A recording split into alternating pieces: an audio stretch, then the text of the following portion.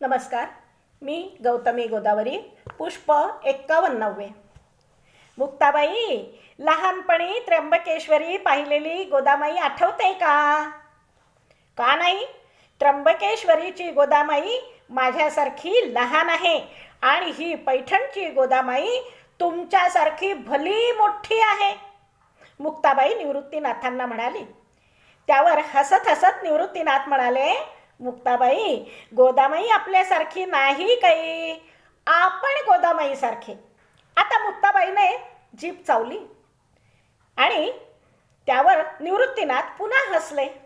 त्यांनी ज्ञानदेवांकडे पाहिले तर ते ध्यानस्थ बसलेले त्यांना दिसले. हल्ली ज्ञानदेव जास्तीत जास्त वेळ अबोल आणि अंतर्मुख झालेले तीनही भावंडांना जाणवत होते.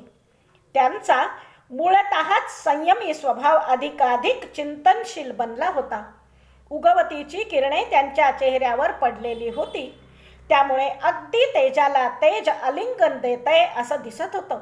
पण अधिक समयासाठी ही किरणे माझ्या सुकुमार ज्ञानाच्या मुखावर विलसली तर त्याच्या ध्यानात बाधा येईल, म्हणून निवृत्तीनाथ सूर्यकिरणांची आणि ज्ञानदेवांची ताटातूट करीत ज्ञान आणि किरण यांच्या मधोमध जाऊन उभे राहिले. त्यांच्या आजूबाजूला मुक्ताबाई आणि सोपानदेव उभे राहिले आणि ज्ञानदेवांच्या मुखावर भावंडांच्या मायेने सावली धरली. हे पाहून गोदामाईही गहिवरली. माई विचारात पडली. माता पित्यांचे नसणे मुलांना अकाली शहाणं करतं हेच खरं. अगदी काल परवा त्र्यंबकेश्वरी आलेली ही मुलं किती हसरी गोजिरी होती, आणि आज निवृत्तीनाथ माता पित्याची भूमिका तर पाडतोच आहे, पण तो या तिघांचा गुरु देखील आहे. या पाखंडी धर्ममार्तंडांनी यांच्या माता पित्यांना देहांत प्रायश्चित्ताची शिक्षा सुनावली आणि त्यांनी ती अंमलातही आणली.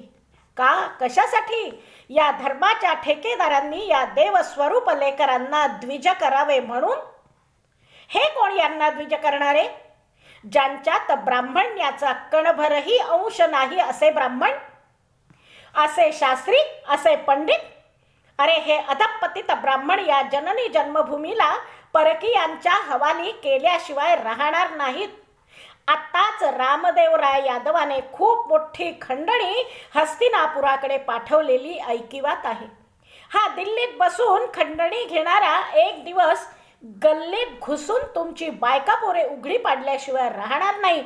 अरे मूर्खांनो, आत्ताची वेळ ज्ञानी लोकांचे ज्ञान, कर्मप्रधानांचे कर्म आणि भक्तांची प्रेमळ अंतःकरणे एकत्र करून देश धर्म प्रस्थापित करण्याची आहे. पण तुम्ही तथाकथित बुद्धिमान स्वतःला समाज पुरुषाचे डोके म्हणवता. तुमचे डोके फिरले की काय? आणि लक्षात ठेवा, डोकं फिरलं की कपाळ मोक्ष हा होणारच. पण कपाळ मोक्ष होऊन फक्त कपाळच फुटते असे जरी दिसले तरी हात पायही गलित गात्र होतात. हा कपाळ मोक्षाचा परिणाम आहे हे विसरू नका. आणि असे हे बिनपुडाचे लोक काय या मुळातच देव असणाऱ्यांना द्विज करणार? या धर्ममार्तंडांमुळे प्राण गमवावे लागलेल्या विठ्ठलपंत आणि रुक्मिणीबाईंच्या प्राणाची किंमत उभ्या संस्कृतीला भोगावी लागेल, आणि संस्कृतीला लागलेल्या आगीची झळ तुमच्या 100 पिढ्यांना मोजावी लागेल.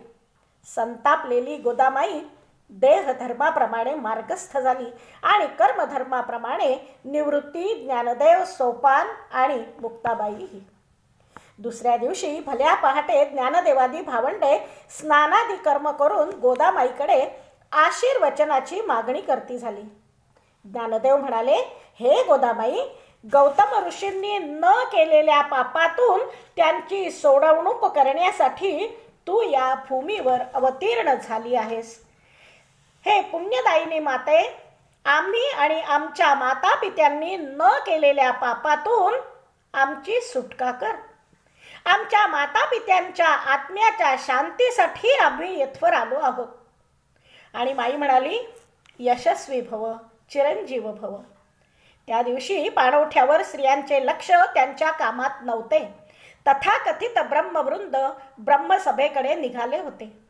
त्याचीच चर्चा होती. काय होईल याची उत्कंठा होती. निकाल आळंदीकर मुलांच्याच बाजूने लागावा अशी स्त्रियांची, पशुधन गंगेवर घेऊन येणाऱ्या गुराख्यांची, पाणी भरायला येणाऱ्या पाणक्यांची, येणाऱ्या जाणाऱ्या पांथस्थांची इच्छा दिसत होती. म्हणजे जनमताचा कौल जरी मुलांच्या बाजूने दिसत होता तरी पण प्रस्थ धर्म मार्तंडांचे होते आणि म्हणूनच समस्त पैठणवासियांचे लक्ष धर्मसभेवर होते. आणि तो क्षण आला. ब्रह्मवृंदाने सर्व पोथ्या मिटल्या, लाल फडक्यात बांधल्या आणि निर्णय दिला. यांच्या शास्त्राने सांगितले, तुम्हाला द्विज होता येणार नाही. तुम्ही ईश्वर चिंतनात काळ घालवावा. तुम्हाला नामस्मरणाचाच फक्त अधिकार आहे. हा निर्णय सांगणाऱ्याने या चारही भावंडांकडे पाहिले. ती शांत होती, निश्चल होती. अनपेक्ष भाव त्यांच्या मुखावर होता. साक्षात माता पित्यांचे प्राण घेणाऱ्यांकडून आणखीन काय अपेक्षा करणार. पण तरीही त्यांच्या आत्म्यास समाधान मिळावे याकरताच ती इथवर आलेली होती. पण त्यांच्या मुखावरील न ढळलेल्या शांतीने ब्रह्मवृंदास मात्र अशांत केले. ही मुले गयावया करतील, हातापाया पडतील असे त्यांना वाटले होते. पण त्यांचा कयास फोल ठरला. तेवढ्यात एक पखालीवाला त्याच्या रेड्याला घेऊन चालला होता. तेव्हा त्याला एका अशांत ब्राह्मणाने हाक मारली. तो बिचारा दबकतच तिथे आला आणि उभा राहिला. हा त्याला डोळे मिचकावून म्हणाला, काय रे, तुझ्या रेड्याचे नाव ज्ञानदेवच आहे ना? घाबरून तो हो म्हणाला. लगेच हा अशांत जीव ज्ञानदेवांकडे पाहून म्हणाला, काय रे ज्ञानदेवा, तू म्हणतोस ना सर्वाभूती परमेश्वर, मग या रेड्याचा आणि तुझा आत्मा एकच असेल? आणि शांत मूर्ती ज्ञानेश्वर म्हणाले, अर्थातच. मग या रेड्याच्या मुखातून वेद म्हणून दाखवतोस का? आणि ब्रह्मवृंदात कुचेष्टेने भरलेला एकच हशा पिकला. का कुणास ठाऊक, पण कौरवांची सभा ही अशीच असेल असा विचार मुक्ताईच्या मनात आला. शांत मूर्ती ज्ञानेश्वर महाराज रेड्याजवळ गेले. त्याच्या मुखावरून मायेचा हात फिरवला आणि रेडा ऋग्वेदातील ऋचा धडाधड म्हणू लागला. ज्ञानेश्वरांचे नेत्र मिटलेले होते आणि मनश्चक्षुसमोर भगवान श्रीकृष्ण द्रौपदीला वस्त्रे पुरवतायत असे श्रीकृष्णाचे दर्शन होत होते. निवृत्तीनाथ गहिनीनाथांना प्रणाम करते झाले आणि तेवढ्यात धर्म मार्तंडांनी जय जयकार केला. ज्ञानेश्वर महाराज की जय. चमत्काराला नमस्कार केला गेला. ज्याने ही स्थिरचित्त भावंडे जराही विचलित झाली नाहीत. तुल्य निंदा स्तुतिर्मौनी संतुष्टो येन केनचित अनिकेत स्थिरमतीर भक्तिमान मे प्रियो नरः. आपणास गीताई माऊली साथ घालते आहे असे त्यांना मनोमन वाटून गेले आणि ते सांगण्यासाठी ते गोदामाईजवळ आले. आज माईच्या आनंदाला उधाण आले होते. तिला मनोमन वाटूनही गेले की जावे आणि तथाकथित धर्माच्या ठेकेदारांना म्हणावे, आता तरी शहाणे व्हा. पण सृष्टीत तिची नेमणूक फक्त साक्षी म्हणून झालेली होती आणि म्हणून या चारही देवस्वरूप बालकांना ती फक्त आशीर्वादच देऊ शकत होती. तिच्या आशीर्वादाचे फलित म्हणून पुढील काही दिवसातच ओम नमो जियात्या वेद प्रतिपाद्या जय जय स्वसंवेद्या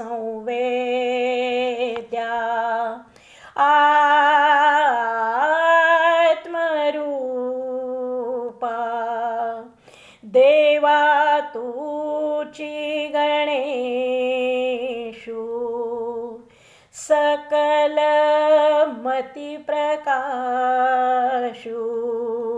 म्हणे निवृत्ती दासु अवधारी